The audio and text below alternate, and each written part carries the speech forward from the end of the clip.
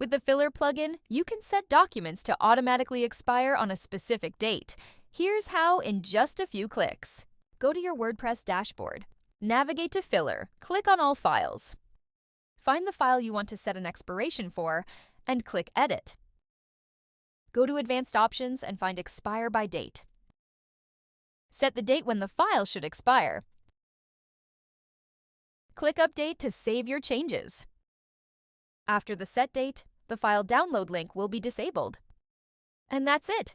Your files now expire when you set them to. Let's see an example of how this is displayed on the website. Your visitors will be able to view the file name, size, type, number of remaining downloads, and the expiration date, along with the download button. This is how to set up expiring documents based on date with Filr.